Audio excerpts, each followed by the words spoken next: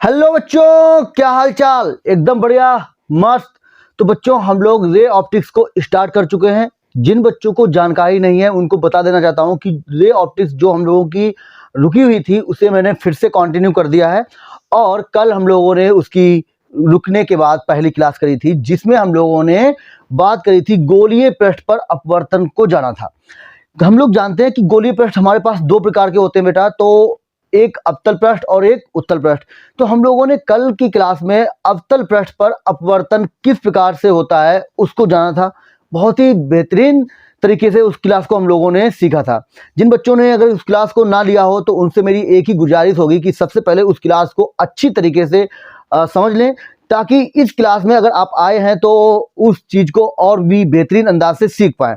ठीक है, क्योंकि आपको पता होना चाहिए कि वो क्लास और ये क्लास दोनों एक दूसरे से लिंक होंगी, तो चीज़ें और भी बेहतर तरीके से समझ में आएंगी अगर वो क्लास आपने अच्छे से कर रखी होगी। बहुत ही छोटी क्लास थी, कोई बड़ी क्लास नहीं थी। और आज हम लोग इस क्लास में बात करेंगे कि उत्तल पृष्ठ पर अपवर्तन किस प्रकार होता है, क्या फार्मूला हम लोगों के पास आएगा। बोर्ड एग्जाम में ये दोनों ही इंपॉर्टेंट है। बोर्ड एग्जाम के दृष्टिकोण से मैं आपको बता देना चाहता हूं कि इससे आपको बोर्ड एग्जाम में बेटा जरूर आपको एक न्यूमेरिकल देखने को मिल सकता है। अगर न्यूमेरिकल नहीं आया तो आप यकीन मानिए इन दोनों में से कोई आपको डेरिवेशन के रूप में मिल सकता है। लेकिन ध्यान दीजिएगा, वहां पर क्वेश्चन घुमाकर भी पूछा जा सकता है कि कुछ इस प्रकार से, जैसे कल हम लोगों ने क्लास की थी और मैंने उसमें बताया था कि जो हमारा अवतल पृष्ठ होता है वो आभासी प्रतिबिंब बनाता है। तो आभासी प्रतिबिंब बनाने वाले पृष्ठ पर अपवर्तन का सूत्र करके ऐसे बोर्ड एग्जाम में क्वेश्चन को पूछा भी गया है। ठीक है, तो जिन बच्चों को पता ही नहीं होगा कि अवतल पृष्ठ कैसा प्रतिबिंब बना रहा है, कैसा है, तो उनको पता ही नहीं होगा, तो वो जानेंगे कि ये सिलेबस से मतलब आउट ऑफ सिलेबस क्वेश्चन आ गया है। ऐसा नहीं है। ठीक है, तो क्वेश्चन को घुमाकर पूछा जाता है। तो चलिए आज के इस सेशन में हम लोग बात करेंगे उत्तल पृष्ठ पर अपवर्तन किस प्रकार होता है, जानेंगे हम लोग। तो सभी लोग तैयार हो जाइए, कुर्सी की पेटी बांध लीजिए और चलते हैं हम लोग इस सफर की ओर, और इसको हम लोग बहुत ही बेहतरीन अंदाज से सीखने वाले हैं। ठीक है, चलिए। तो ये सफर जो है हम लोगों का बहुत ही मजेदार होने वाला है, शानदार होने वाला है। तो चलिए, सबसे पहले मैं बात करूंगा यहाँ पर एक उत्तल पृष्ठ की। तो मैंने कुछ इस प्रकार से उत्तल पृष्ठ लिया। आपको पता है कि उत्तल पृष्ठ जो है वो कैसे होते हैं, बाहर की ओर निकले हुए होते हैं, उठे हुए होते हैं। ठीक है, ये मैंने मान लिया इसका ऑप्टिकल सेंटर है, यानी कि प्रकाशिक केंद्र है। और ये है यहाँ पर इस प्रकाशिक केंद्र से होकर जाने वाली रेखा, जिसे हम लोग नाम देते हैं मुख्य अक्ष। इतनी तो बात हम लोग पहले बात कर चुके हैं, तो कोई भी दिक्कत वाली बात यहाँ पर नहीं है। मैंने एक बिंदु वस्तु को लिया यहाँ पर O, ये बिंदु वस्तु है O हमारे पास, और इससे एक प्रकाश की किरण ये चली है, पी से होती हुई जा रही है। तो आपको पता है ऑप्टिकल सेंटर से यानी प्रकाशिक केंद्र से कोई भी रेखा यानी प्रकाश की किरण गुजरती है तो वो सीधी निकल जाती है, बेंड नहीं होती है। ठीक है, अब एक प्रकाश की किरण को मैं यहाँ पर आपतित करा रहा हूँ, मतलब पृष्ठ की ओर ले जा रहा हूँ। तो आपको पता होना चाहिए कि भैया ये जो पृष्ठ है वो कांच का होगा, मतलब किसी ना किसी चीज का होगा, कांच का होगा, प्लास्टिक का भी हो सकता है। ठीक है, तो यहाँ पर मैंने कांच का लिया है। तो कहाँ से प्रकाश की किरण कहाँ से चली है, वायु से चली है भैया। ओके सर जी, ठीक है। वायु कैसा मीडियम होता है, तो भैया जो है वो विरल होता है, और ये कांच जो है वायु की अपेक्षा सघन होता है, तो ये सघन मीडियम हो जाएगा। ठीक है, मैंने मान लिया कि इसका जो रिफ्लेक्टिव इंडेक्स है वो N1 है और इसका N2 है। इतनी चीजें जो है हम लोगों ने यहाँ पर ले रखी हैं। ध्यान दीजिएगा, ये प्रकाश की किरण चली है बिंदु O से, इस पृष्ठ पर गिरी है। अब पृष्ठ पर जैसे गिरती है तो हमें पता है कि हम लोग जो है जिस बिंदु पर गिरती है उस बिंदु पर खींचते हैं नॉर्मल, यानी कि अविलंब। तो अविलंब के हम लोग यहाँ पर सोचेंगे अविलंब के बारे में। तो जरा ध्यान दीजिएगा, ये पृष्ठ जो है वक्र पृष्ठ है।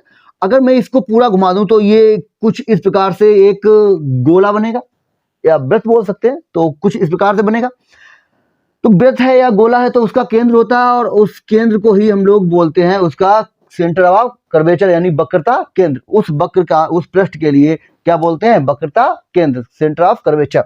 ठीक है, तो ये भी हम लोगों ने पढ़ रखा है कि अगर वक्र पर कोई भी बिंदु ले लें, उस बिंदु को अगर हम लोग सेंटर से मिला देते हैं तो वो रेखा उस पर नॉर्मल होती है, यानी कि लंब होती है। तो चलिए इस बिंदु को अगर मैं इससे मिला दूंगा तो आप कहेंगे सर जी ये तो भैया नॉर्मल हो जाएगी, ठीक है ओके, तो मिला देते हैं इसको, इससे मिला दिया, इसको नाम दे दिया मैंने सी, और जिस बिंदु पर ये गिर रही है उस बिंदु को मैंने बोल दिया ए।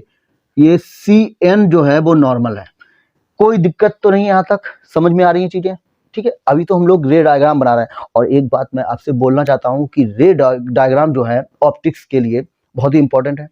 अगर रे डायग्राम आपको अच्छे से आते हैं बेटा तो चीजें बहुत ही आसान हो जाती हैं और सिंपल हो जाती हैं, ठीक है, समझ रहे हो ना, ओके। तो ध्यान दीजिए, अब प्रकाश की किरण यहां से चली है, बिरल से चली है, यानी कि वायु से चली है, किस में जा रही है, कांच में जा रही है, यानी कि सघन माध्यम में जा रही है, तो क्या होगा, मीडियम चेंज हुआ, अपवर्तन की घटना होगी, जी हाँ सर अपवर्तन होगा, अपवर्तन होगा, ठीक है। तो आप मुझे बताओ, यहां पर प्रकाश की किरण वायु से कांच में जा रही है, यानी कि बिरल से सघन में जा रही है, तो अपवर्तन में आपने पढ़ा होगा कि मीडियम पर डिपेंड करता है। अगर अपवर्तन की घटना मीडियम पर डिपेंड करती है, मीडियम यानी बिरल से सघन में जाती है तो प्रकाश की किरण अविलंब की ओर झुक जाती है, और अगर सघन से बिरल में जाती है तो अविलंब से दूर भाग जाती है। तो यहाँ पर बिरल से सघन में यानी कि वायु से कांच में जा रही है, मतलब ये क्या होगा, प्रकाश की किरण अविलंब की ओर झुकेगी, ठीक है। वैसे तो ये ऐसे निकलनी चाहिए थी, इसको ऐसे, लेकिन क्या होगा, अविलंब की ओर कुछ इस प्रकार से झुक जाएगी, और जब झुकेगी तो दोनों प्रकाश की किरणें यहाँ पर मिलेंगी, आकर मिलेंगी, वास्तव में मिलेंगी ना, तो यहाँ पर क्या बन जाएगी, ये क्या बन जाएगा, इस बिंदु वस्तु O का प्रतिबिंब बन जाएगा, ठीक है। तो क्या बनेगा, प्रतिबिंब, क्योंकि दोनों प्रकाश की किरण जो है टकराई आकर, एक दूसरे को मिली आकर, तो यहाँ पर ये प्रतिबिंब बनेगा, मिल रही है ना, तो कैसा प्रतिबिंब बनेगा, वास्तविक प्रतिबिंब बनेगा। यानी कि यहाँ पर हमको पता चल गया कि भैया ये जो है कौन, उत्तल पृष्ठ वास्तविक प्रतिबिंब बनाता है, वास्तविक प्रतिबिंब बनाता है। तो बोर्ड एग्जाम में कैसे क्वेश्चन पूछा गया है, बोर्ड एग्जाम में कभी कभी उत्तल पृष्ठ ना देकर ये पूछ देते हैं कि वास्तविक प्रतिबिंब प्राप्त करने वाले पृष्ठ के लिए अपवर्तन का सूत्र ज्ञात कीजिए। अब आप लोगों ने तो पढ़ा ही नहीं होगा, है ना, जानकारी ही नहीं है तो पढ़ा ही नहीं होगा, आप कहोगे तो ये आउट ऑफ सिलेबस क्वेश्चन आ गया। आउट ऑफ सिलेबस नहीं, बस क्वेश्चन को घुमाकर पूछा गया है, बस हम लोगों को जानकारी नहीं होती है कि उत्तल पृष्ठ कैसा प्रतिबिंब देता है, अवतल पृष्ठ कैसा प्रतिबिंब देता है। तो हम लोगों ने कल अवतल पृष्ठ के लिए बात करी थी, हम लोगों ने देखा था कि वो आभासी प्रतिबिंब दे रहा है और ये वास्तविक प्रतिबिंब दे रहा है, क्योंकि प्रकाश की किरण, दोनों प्रकाश की किरण मिलती हुई दिख रही है हम लोगों को, ठीक है ओके। तो यहां पर बन जाएगा ये प्रतिबिंब। अब जरा मेरा आपसे एक सवाल है, ध्यान दीजिएगा, एक मिनट, ये भाई साहब जो है बहुत परेशान करते हैं, इनको जो है लाइन पे ले लें थोड़ा। चलिए ध्यान दीजिए बेटा, यहां पर देखो, ये यहां पर प्रकाश की किरण इस पर यहां पर टकराई आकर मुखच पर, तो प्रतिबिंब यहां पर बन जाएगा, ठीक है। अब कोई मुझे बताएगा, ये आपतित किरण है, ये अपवर्तित किरण है, तो ये कोण जो है अविलंब और आपतित किरण के बीच का कोण क्या होता है, आई होता है, इतना तो हम लोग जानते हैं ना, पढ़े हैं ना, ओके। ये अविलंब है और ये अपवर्तित किरण है, तो इसके बीच का कोण क्या होगा, ये अगर मैं यहां पर बात करूं इस कोण के लिए, तो ध्यान दीजिए ये अविलंब है और ये अपवर्तित किरण है, तो इस यहां पर ये कोण कितना होगा, इस पर थोड़ा बात किया जाए तो क्या होगा, ध्यान दीजिए आप लोग, अविलंब और ये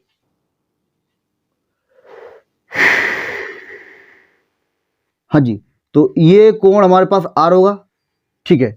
देखो देखो देखो यहाँ पर ध्यान से देखो, देखो देखो, ये भैया जो है अविलंब है ना हमारे पास, और ये अपवर्तित किरण है, तो अविलंब और अपवर्तित किरण के बीच का कोण क्या होगा, ये आर होगा, जानते हैं लोग, अपवर्तन कोण बोलते हैं इसे, ठीक है। तो थोड़ा कोण का यहाँ पर ध्यान दीजिएगा, बाकी और कुछ नहीं है। फिर से मैं एक बार रिपीट कर रहा हूँ, देखिए ये आपतित किरण है, ये अविलंब है, आपतित किरण और अविलंब के बीच का कोण को हम लोग क्या बोलते हैं, आपतन कोण, यानी कि आई हो गया, ठीक है। ये अविलंब है और ये अपवर्तित किरण है, अविलंब और अपवर्तित किरण के बीच का कोण क्या होता है, अपवर्तन कोण बोलते हैं, जिसे हम लोग आर से प्रेरित करते हैं, तो आर ये हो गया, ठीक, कोई दिक्कत नहीं है। बस इन चीजों को हम लोगों को समझना था, हम लोग समझ भी चुके हैं। मैंने मान लिया कि यहाँ पर ये जो कोण है ये अल्फा है ये कोण बीटा है और ये कोण जो है हमारे पास गामा है। ठीक है, ओके। मैंने इस बिंदु वस्तु से यहाँ पर एक लंब खींच दिया जिसे मैंने बोल दिया कि ये m है। इतना हम लोगों ने किया है। ठीक, तो रे डायग्राम सभी को क्लियर हो गया। अब हम लोगों को यहाँ पर करनी है इसकी गणना। तो तैयार है आप लोग, बढ़ा जाए आगे, चलिए तो करते हैं हम लोग गणना। गणना हेडिंग लगाई हम लोगों ने, गणना कैलकुलेशन। देखिए, आपको जब बोर्ड एग्जाम में पूछा जाएगा तो आप कैसे करेंगे, सबसे पहले रे डायग्राम बनाएंगे और लिखेंगे कि एक बिंदु वस्तु मुख्य अक्ष पर O पर रखी है जिससे प्रकाश की किरण चली है, जिसका प्रतिबिंब मुख्य अक्ष पर I बिंदु पर बन रहा है। और एक उस बिंदु को आप क्या बोलेंगे, बिंदु A से जहां पर प्रकाश की किरण टकरा रही है वहां से हमने अब लंब डाल दिया m, और हमारे पास त्रिभुज जो भी बने हैं उसमें अल्फा बीटा गामा ये कोण हमने मान लिया है। ठीक, बस इतना आपको लिखना होगा। ठीक है, तो वो चीजें मैं यहाँ पर नहीं लिख रहा हूँ, आप लोगों को मैंने बता दिया है। तो अब आप लोग ध्यान दीजिए मैं गणना किस प्रकार कर रहा हूँ। तो आप मुझे बताओ बेटा, ध्यान दीजिएगा, यहाँ पर अपवर्तन हो रहा है तो अपवर्तन की घटना लगेगी, घटना हो रही है मतलब कि, तो यहाँ पर अपवर्तन के नियम भी लगेंगे। तो अपवर्तन के नियम से हम लोग बात करेंगे, बेसिकली दूसरे नियम से बात करेंगे जिसे हम लोग बोलते हैं स्नेल चचा का नियम, स्नेल का नियम। तो क्या बताया इन्होंने, नियम से हम लोग बात करें अगर, तो वो हम लोग जानते हैं क्या होता है, साइन आई बटे साइन आर बराबर म्यू, है ना, म्यू। और जिसे हम लोग 1n2 यानी पहले माध्यम के हिसाब से दूसरे माध्यम का अपवर्तनांक बोलते हैं, जिसे हम लोग लिखते हैं क्या, μ2 अपान μ1। ठीक है, तो ये जो I और R हैं वो बहुत ही छोटे कोण होते हैं। तो I व R बहुत छोटे होते हैं, बहुत छोटे हैं।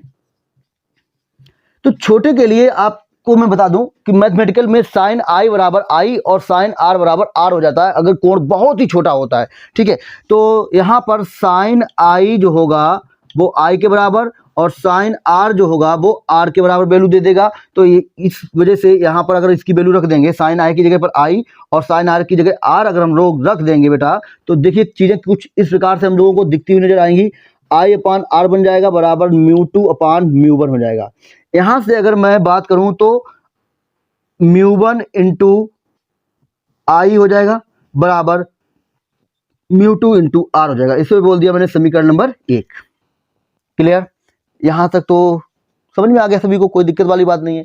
ध्यान दीजिएगा, अब जो ये आई और आर हम लोगों के पास आए हैं ना, इनकी वैल्यू हम लोगों को निकालनी है।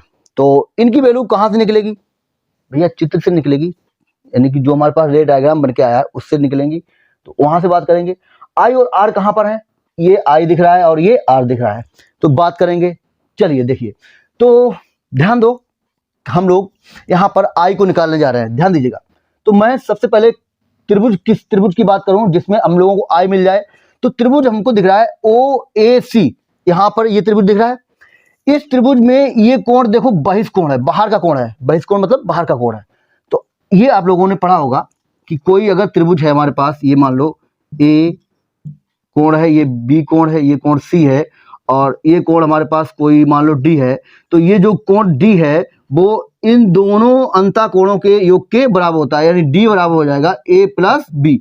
ठीक है, ये हम लोगों ने कक्षा 9 में पढ़े रखी है, तो कोई दिक्कत वाली बात नहीं है, यहाँ पर चीजें आसान है। तो यहां से हम लोग समझ सकते हैं कि इस त्रिभुज में अगर बात करें, मैं लिख देता हूं त्रिभुज, त्रिभुज ओ ए सी में, ओ ए सी में अगर हम लोग बात करें तो कोण आई जो होगा, कोण आई जो होगा वो अल्फा प्लस बीटा के बराबर हो जाएगा, अल्फा प्लस बीटा के बराबर हो जाएगा। ठीक है, तो हम लोगों ने कोण आई के बारे में बात कर ली। अब जरा बात करते हैं कोण आर के बारे में। तो कोण आर कहां पर है, ध्यान दीजिए। तो त्रिभुज आपको दिख रहा है सी ए आई, यहां पर ये कोण आर दिख रहा है, जी हाँ बिल्कुल दिख रहा है। तो यहां पर अगर मैं बात करूं इस त्रिभुज के लिए, तो मैं बात करूं यहां पर, यहीं पर बात कर लेता हूं, इधर देखिए, तथा त्रिभुज सी ए आई में, सी ए आई में अगर मैं बात करूं, ध्यान दीजिए, तो इस त्रिभुज के लिए ये वाला कोण जो है वो बहिष्कोण होगा, है ना, बहिष्कोण होगा। तो बीटा बराबर हो जाएगा आर प्लस अल्फा के, आर प्लस नहीं, आर प्लस गामा है भैया, अल्फा नहीं, sorry my mistake, R plus gamma. तो यहां से आर का मान अगर निकाला जाए तो वो कितना आ जाएगा, beta minus gamma, beta minus gamma. तो ये भाई साहब लीजिए, हम लोगों ने यहाँ पर कोण आई और आर के मान निकाल दिए। बहुत जरूरी था हम लोगों को कोण और आई और आर के मान निकालना। ठीक है, तो कोण आई और आर के मान हम लोग निकाल चुके हैं। यहां तक सबको क्लियर है भाई? देखो कोण आई हम लोगों ने कहां से निकाला, इस त्रिभुज से बात करी ओ ए सी में, ये आई जो है 22 कोण है। हम लोग जानते हैं 22 कोण शेष दोनों अंतःकोणों के योग के बराबर होगा, तो कोण आई बराबर अल्फा प्लस बीटा हो जाएगा। ठीक है, आई निकल आया। अब हम लोगों को आर भी तो निकालना था, तो आर हम लोगों ने देखा वो किस में दिख रहा है, त्रिभुज सी ए आई में दिख रहा है। तो हमने देखा कि इस कोण के लिए, इस त्रिभुज के लिए ये वाला जो कोण होगा, कोण सी, जो कि बीटा बाहर की ओर है, यानी 22 कोण बन जाएगा। तो यहाँ पर भी वही हम लोगों ने प्रिम्य लगा दी, उसी से बात कर ली। तो 22 कोण जो है शेष अंतःकोणों के योग के बराबर होगा, यानी आर प्लस गामा के। तो यहाँ से मैंने आर का मान निकाल लिया, वो आ जाएगा, गामा को उधर ले जाएंगे तो माइनस का हो जाएगा, बीटा माइनस गामा। यहाँ तक क्लियर, कोई दिक्कत नहीं। अब यही जो आई और आर के मान है बेटा, इनको हम लोग रखेंगे समीकरण 1 में। तो समीकरण 1 से बात करेंगे, समीकरण 1 से बात करेंगे।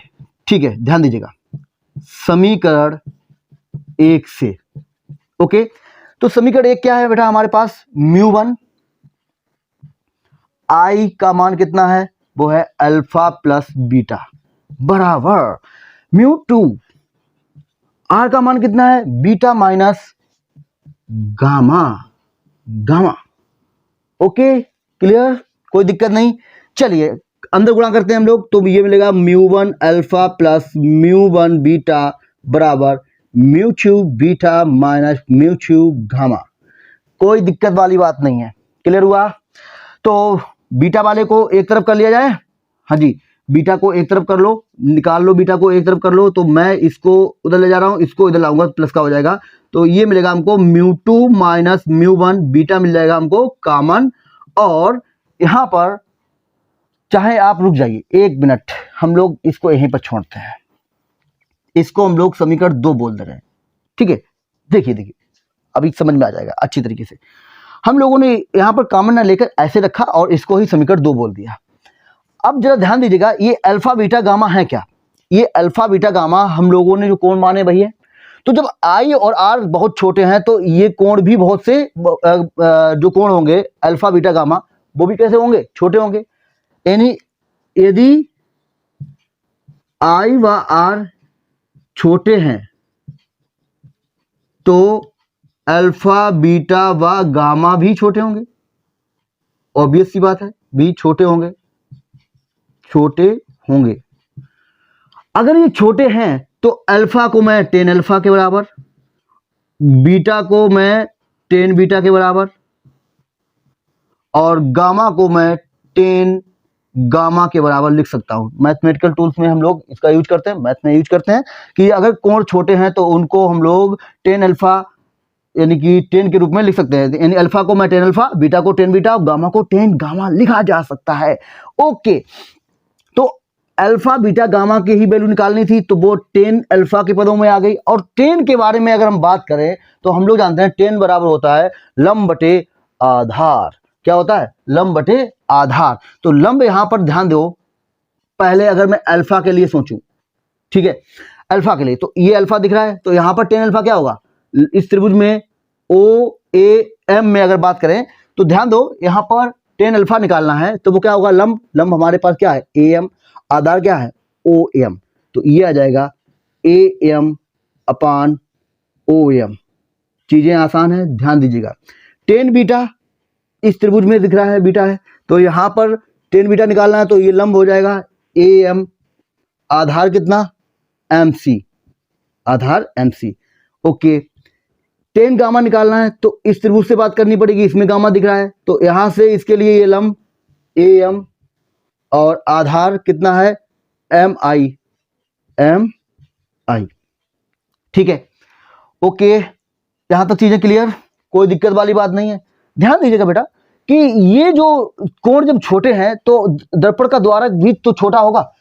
दर्पण का अगर द्वारक छोटा है, इसे क्या बोलते हैं, दर्पण का द्वारक, अगर ये छोटा होगा तो ये बिंदु ए जो है कहीं यहां पर पास में आकर गिरेगा, और जब यहां से हम लोग लंब डालेंगे, मान लो बिंदु यहां पर आ गया होगा, यहाँ से जब हम लोग लम्ब डालेंगे तो वो कहाँ पर गिरेगा आकर, वो बिंदु P पर ही गिरेगा आकर, यानी कि उसके प्रकाशिक केंद्र पर ही आकर गिरेगा आकर।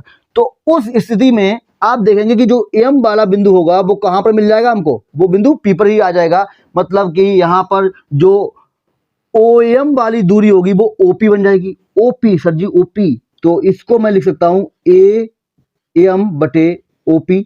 समझ रहे हैं ना आप? ओके, यहाँ पर देखिए ये बिंदु जब इधर आ जाएगा, कहने का मतलब जब द्वारक छोटा होगा तो ये MC दूरी होगी वो PC बन जाएगी। तो AM बटे PC, और यहाँ पर अगर मैं बात करूं तो AM बटे जो MI दूरी होगी वो बन जाएगी PI दूरी। ठीक है, दर्पण का द्वारक छोटा होने की वजह से। क्लियर? कोई दिक्कत वाली बात तो नहीं किसी को? समझ में आ रही है चीजें? आगे बढ़ा जाए।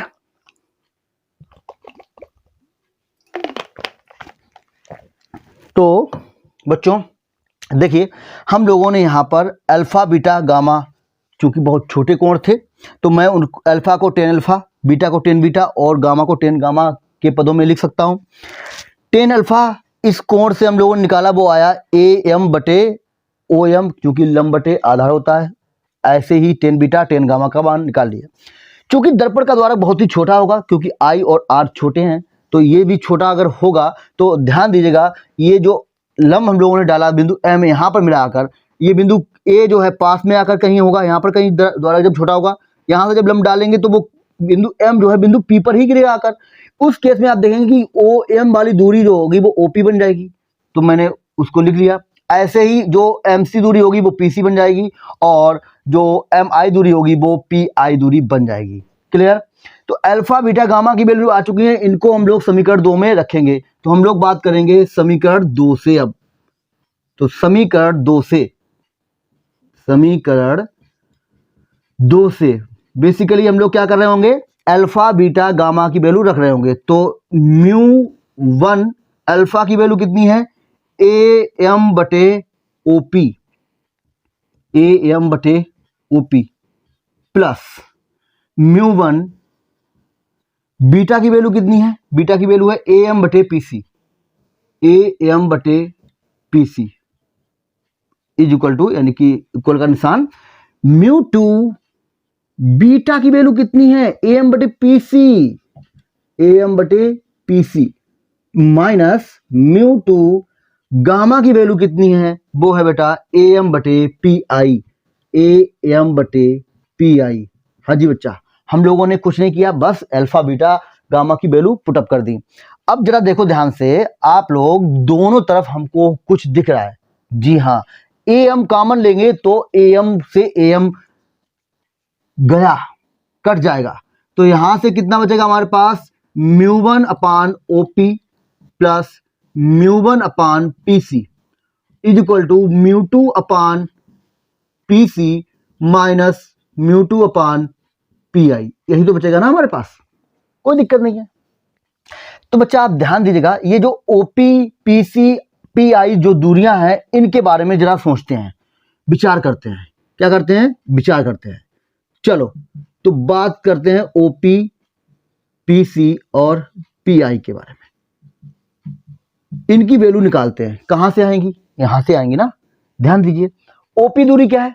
OP दूरी जो है वो बिंदु वस्तु की दूरी है, इस प्रकाशिक केंद्र से बिंदु वस्तु की दूरी है, और बिंदु वस्तु की दूरी को हम लोग कहां से प्रदर्शित करते हैं? U से। तो ये U हो गया ना, ये U होगा, और यहां पर ये प्रतिबिंब बन रहा है, तो ये क्या होगा? V होगा। ये त्रिज्या है जिसे हम लोग वक्रता त्रिज्या R से प्रदर्शित करते हैं, तो ये R होगा। यहां तक तो हम लोगों को पता है ना। तो OP क्या होगा बेटा? OP के बारे में ध्यान दो, OP के बारे में ध्यान दो। OP होगी U, लेकिन यहां पर हम लोगों को ध्यान देना होता है चिन्ह प्रपाटी का भी। तो प्रकाश की किरण चल रही इधर, दूरी माप रहे हैं हम लोग इधर, प्रकाश की किरण इधर चल रही है, दूरी इधर माप रहे हैं, तो साइन अपोजिट है, इसलिए माइनस चिन्ह लगाएंगे, तो माइनस का U होगा।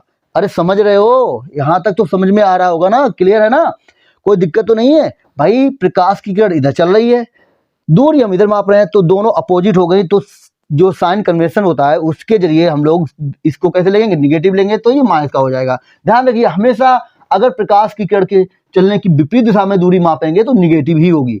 ठीक है, ओके। पीसी के बारे में विचार करते हैं। तो पीसी इधर होगी दूरी, ये आर, प्रकाश किरण भी इधर, दूरी भी इधर नाप रहे हैं तो ये प्लस का होगा। ठीक इसी प्रकार ये भी प्लस का होगा और वो दूरी है कितनी, वी। क्लियर। इन सभी की वैल्यू उठाकर जब यहां पर हम लोग रख देंगे तो हमारे पास आएगा μ1 अपान ओपी कितना है, माइनस का यू है, ठीक है सर जी, प्लस μ1 अपान पीसी कितना है, पीसी हमारे पास है आर, ठीक है, इज इक्वल टू, ठीक है भैया, ओके। यहां पर देखो μ2 कितना है, μ2 अपान पीसी कितना है, पीसी कितना है, आर है। यहां पर देखो माइनस का μ2 अपान पी कितना है, वी है। तो मैंने क्या किया, मैं इसको उधर ले गया और इसको मैं इधर लाऊंगा तो प्लस का हो जाएगा। ध्यान दीजिए, मैं यहां पर इसको उधर ले जा रहा हूं, इसको इधर लाऊंगा तो ये इधर आएगा, प्लस का हो जाएगा, तो बनेगा μ2 अपान वी और ये माइनस का μ1 अपान यू, μ1 अपान यू, ये रहा आपका। ठीक है भैया, कोई दिक्कत नहीं है, ओके भैया, ओके। चलो आगे बढ़ा जाए। इज इक्वल टू, इधर क्या है, μ2 अपान आर ये रहा और ये उधर गया तो माइनस का हो जाएगा μ1 अपान आर। ओके, कोई दिक्कत वाली बात तो नहीं है, ठीक है सर जी। यहां पर आपने देखा कि हमारे पास ये आ गया। हम लोग अभी आपको मैंने क्या बताया था कि इसको 1 μ2 को हम लोग μ2 अपान μ1 लिखते हैं, या जिसे हम लोग म्यू बोलते हैं ना, तो म्यू बराबर μ2 अपान μ1 होगा। तो मैं क्या कर रहा हूं, यहां पर μ1 से भाग दे रहा हूं, तो μ1 से जब भाग दूंगा इसमें तो ये बनेगा μ2 अपान μ1 अपान वी माइनस μ1 से μ1 कट जाएगा तो 1 बचेगा, 1 अपान यू बराबर यहां पर μ2 अपान μ1 अपान आर हो जाएगा माइनस 1 अपान आर हो जाएगा। ठीक है, इसको क्या लिख सकता हूं मैं, म्यू लिख सकता हूं, तो mu upon B minus 1 upon U बराबर यहां पर क्या हो जाएगा भैया, यहां पर 1 अपान आर कॉमन मिल रहा है तो यहां बचेगा म्यू माइनस 1। और यही हम लोगों ने जो फार्मूला यहां पर जो निकल के आया है, इसी के बारे में हम लोगों ने कल अवतल पृष्ठ पर भी देखा था। अवतल पृष्ठ पर भी कितना निकल के आया था, म्यू माइनस 1 अपान आर बराबर mu upon B minus 1 upon U. तो जो उत्तल पृष्ठ पर अपवर्तन का सूत्र आया है वही हम लोगों ने अवतल पृष्ठ पर अपवर्तन के सूत्र को देखा था। तो बिल्कुल सिंपल सी चीजें हैं, आसान है, बहुत ही इंपॉर्टेंट है। कैसा है, वेरी इंपॉर्टेंट। अच्छी तरीके से इसको तैयार करके जाइएगा, बोर्ड एग्जाम में ये आपको देखने को मिल सकता है, जरूर कुछ ना कुछ आपको इससे देखने को मिलेगा। ठीक है, तो आज की क्लास में हम लोग यहीं तक बात करते हैं। कल की क्लास में हम लोग बात करेंगे लेंसेस के बारे में, लेंस को जानेंगे कि लेंस कैसे होते हैं, क्या चीजें उनमें होती हैं, सब कुछ जानेंगे। तो कल की क्लास बहुत इंपॉर्टेंट होने वाली है, सभी लोग जल्दी से जल्दी क्लास में जुड़ जाया करें ताकि चीजें आप लोगों को समझ में जल्दी से आए, अच्छे से आए। ठीक है, अगर कोई लेट जुड़ता है तो भाई वो आप क्लास को रिवर्स करके देख सकते हैं, तभी आपको अच्छे से चीजें क्लियर होंगी। ओके, तो आज के लिए इतना ही, मिलते हैं कल की क्लास में। ओके, जय हिंद, जय भारत।